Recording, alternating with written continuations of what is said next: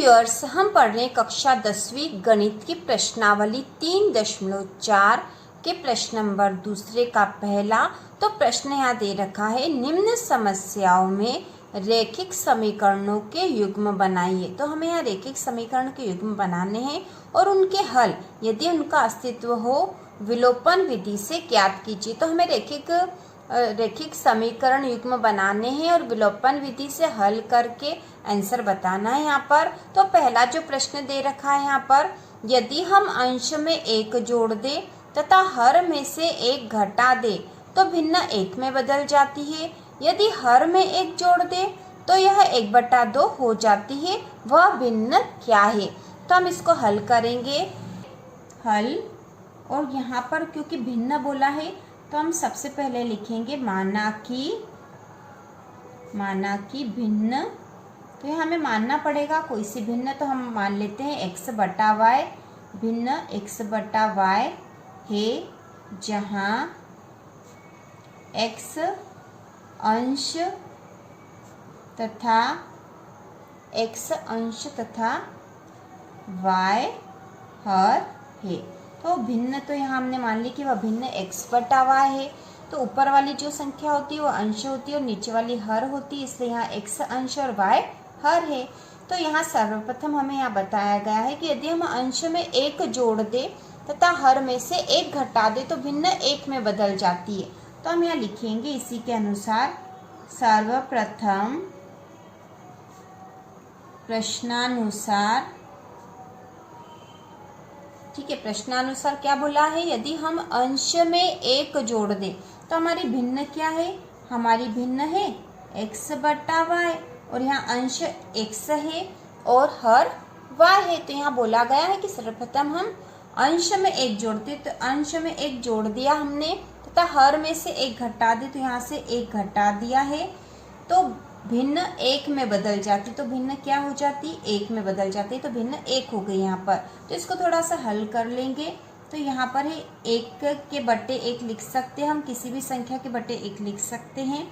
तो इसको हल करेंगे तो यहाँ पर क्रॉस मल्टीप्लिकेशन कर देंगे, मतलब क्रॉस गुणा कर देंगे। यहाँ पर x/1 में 1 का गुणा हो जाएगा, तो 1 का किसी भी संख्या में गुणा होगा तो वह वही संख्या रहेगी। इसी प्रकार इसका y/1 में भी 1 का गुणा करेंगे तो वही संख्या रहेगी। तो क्रॉस में इसका यहाँ होगा और इसका यहाँ होगा, तो इसका यहाँ होने पर यहाँ संख्या हो जाएगी x/1, 1 का x में हुआ, 1 का 1 में हुआ, बराबर, और y/1 में 1 का गुणा करा तो y/1 ही आ गया है। अब इसको और हल कर लेंगे तो यहाँ हो जाएगा x और इस y को इधर ले आएंगे तो ये ऋण का y हो गया, बराबर। अब यहाँ बराबर के इधर ऋण 1 तो है ही सही बचा हुआ, और ये जो धन का 1 है ये भी बराबर के उधर जाएगा तो ऋण का हो जाएगा, तो ये भी ऋण का 1 हो गया। अब यहाँ हो गया x-y बराबर ऋण 2। तो ये जो हमें समीकरण 1 प्राप्त हो गई, हम इसे लिखेंगे समीकरण 1। इसके बाद प्रश्नानुसार और क्या कहा गया है, इसी प्रकार प्रश्नानुसार इसके बाद और हमें कहा गया है, इसके बाद हमें कहा गया है यदि हर में एक जोड़ दे, यदि हर में एक जोड़ दे तो वह 1/2 हो जाती है। तो भिन्न जो है, भिन्न हमारे पास है x/y और हर में यदि एक जोड़ दे तो यहाँ हर y है, इसमें एक जोड़ दिया तो भिन्न कैसी हो गई, 1/2 हो जाती है। इसको भी हल कर लेंगे हम। तो 2 का x में गुणा करेंगे तो ये हो गया 2x बराबर, यहाँ पे भी क्रॉस मल्टीप्लिकेशन मतलब क्रॉस गुणा हो गया है। y/1 का 1 में गुणा करा तो यहाँ y/1 ही बचा है। इसको और हल कर लेंगे तो 2x, y को इधर ले आएंगे, ऋण y बराबर 1 यहाँ बचा है। तो 2x ऋण y जो है हम इसको समीकरण 2 नाम दे देंगे। तो हमारे पास अब समीकरण 1 और समीकरण 2 हमें प्राप्त हो गई है। तो इसको आप विलोपन विधि से अब हल कर लेंगे।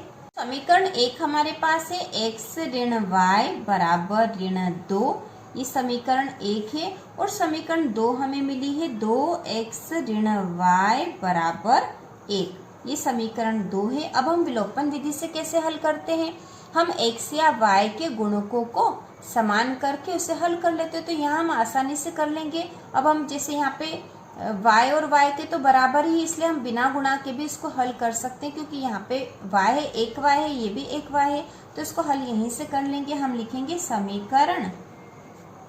समीकरण एक में से 2 को घटाने पर, समीकरण एक में से 2 को घटाने पर, एक में से हम 2 को घटा देंगे तो समीकरण एक है x ऋण y बराबर ऋण 2, और समीकरण 2 है 2x ऋण y बराबर 1। तो जब हम समीकरण को घटाते हैं तो जो नीचे वाला पद रहता है उनके जो है चिन्ह बदल जाते हैं, हमें पता है। तो घटाने के लिए जो नीचे वाली जो संख्याएं हैं उनके चिन्ह बदल जाएंगे। तो ये धन का है क्योंकि इसके आगे कोई निशान नहीं, मतलब यह धन का 2x है तो ये ऋण का हो गया, ये ऋण का है तो यहाँ धन का है, धन का है तो ये ऋण का हो गया है। अब इसको और हल कर लेंगे। ये ऋण का 2x है और ये x धन का है, तो धन ऋण ऋण मतलब ये घटेंगे और चिन्ह बड़ी संख्या का आएगा। तो यहाँ पर 2x में से 1x कम हो जाएगा तो 1x बचेगा और वो कैसा होगा, ऋण का x होगा। अब ये ऋण का y और धन का y आपस में कट गए हैं। अब यहाँ पे ऋण 2 और ये ऋण का 1 है, मतलब हो जाएगा बराबर के बाद ऋण का 3, ऋण से ऋण कट जाएंगे, x बराबर हो गया 3, x का मान हमारे पास आ गया है 3। ठीक है, विलोपन विधि से हमने इसे हल करा। और यहाँ पे हमने गुणकों को समान करने के लिए गुणा इसलिए नहीं करा कि यहाँ y के गुणक जो है समान ही थे, बराबर ही थे, इसलिए हमने सीधा इसको यहाँ घटा दिया है। अब x का मान आ गया, हमें y का मान चाहिए, तो हम लिखेंगे x का मान समीकरण एक में रखने पर, x का मान हम समीकरण एक में रख देंगे। तो समीकरण एक क्या है, समीकरण एक है x ऋण y बराबर ऋण 2, तो x बराबर 3 मान रखना हमें, तो हम लिख देंगे 3 ऋण y बराबर ऋण 2। यहाँ पर हमें ऋण y का मान निकालना, तो हम लिख देंगे ऋण y, इस 3 को हम इधर ले जाएंगे तो बराबर ऋण का 2 यहाँ है ही सही, और ये जो धन का 3 था ये बराबर के उधर जाएगा तो ऋण का 3 हो जाएगा।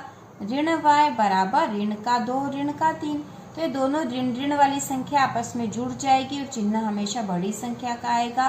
तो ऋण और ऋण जुड़ जाएंगे तो ऋण के कितने हो जाएंगे, 3 और 2 5। अब यहाँ पे ऋण का y बराबर है ऋण 5, ऋण से ऋण हम काट देंगे तो यहाँ हो जाएगा y बराबर 5। तो x और y दोनों के मान हमारे पास आ गए हैं। तो x बराबर 3 और y बराबर 5 है, तो हमारे पास जो भिन्न थी, जो हमने मानी थी कि भिन्न x बट्टा y है, तो बराबर x के स्थान पर 3 और y के स्थान पर 5, मतलब जो भिन्न क्या है 3/5। तो आंसर यहाँ आएगा 3/5। जो हमें भिन्न निकालनी थी वह है 3/5। तो इस प्रकार से पूरा हल हो गया विलोपन विधि से। और इसी प्रकार के और वीडियो देखने के लिए चैनल को सब्सक्राइब कीजिए।